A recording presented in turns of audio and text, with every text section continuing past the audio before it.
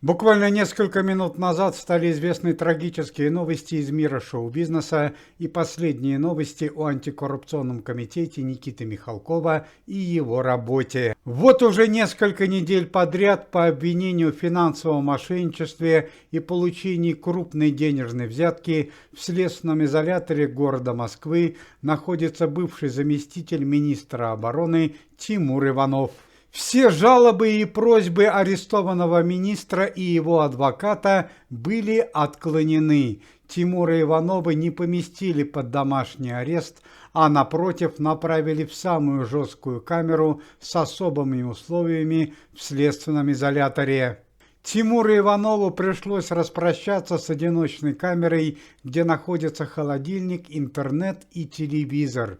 Теперь он в общей камере и сидит наравне с обычными людьми, среди которых есть известные криминальные авторитеты. По словам администрации следственного изолятора, жизнь бывшего заместителя министра обороны очень тяжела и неприглядна. Тимур Иванов не смог найти общего языка со своими сокамерниками, криминальными авторитетами и находится в самой низшей касте под названием «опущенные».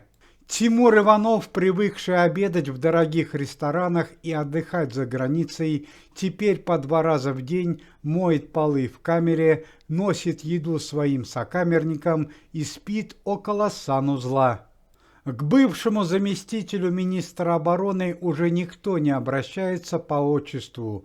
У арестованного генерала остались только оскорбительные прозвища Тима, Тимаша или просто Тима Маша. Однако недавнее шокирующее событие, произошедшее в тюремной камере, может еще более увеличить срок лишения свободы для Тимура Иванова. В одной камере с Тимуром Ивановым находится многолетний ведущий КВН Александр Васильевич Масляков. Александр Васильевич также попал в СИЗО несколько недель назад за получение крупной взятки и продвижение команд КВН на телевидении за крупные денежные суммы. У Александра Васильевича Маслякова и Тимура Иванова сразу не сложились отношения, и в итоге произошел конфликт. Александр Масляков, которого уважают криминальные авторитеты, с пренебрежением относился к Тимуру Иванову. Бывший генерал не выдержал оскорблений и схватился за заточку. 82-летний ведущий получил 2 ножевых ранения и был доставлен в тюремную больницу в тяжелом состоянии, а Тимуру Иванову за тяжкое преступление может быть увеличен тюремный срок по статье «Покушение на жизнь человека». К слову сказать, окончательный суд над Тимуром Ивановым должен состояться 1 июня текущего года.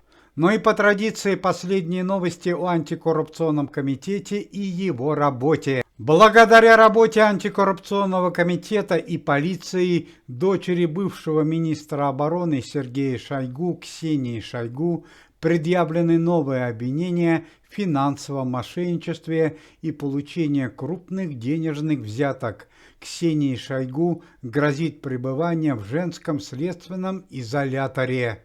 Команда Никиты Сергеевича Михалкова встала на защиту генерала Ивана Попова, который на данный момент находится в следственном изоляторе по обвинению в мошенничестве. Никита Сергеевич Михалков уверен, что боевой генерал Иван Попов не способен к предательству и мошенничеству по отношению к своим подчиненным. Команда Никиты Михалкова вновь направляется в Башкирию, в город Уфа, для проведения второй антикоррупционной проверки. Напомним, что во время первой проверки еще в марте этого года серьезно пострадал известный певец Лев Лещенко. Уважаемые зрители, если вы желаете выздоровления членам комитета и поддерживаете их деятельность, то можете поставить лайк под видео и написать поддерживающий комментарий.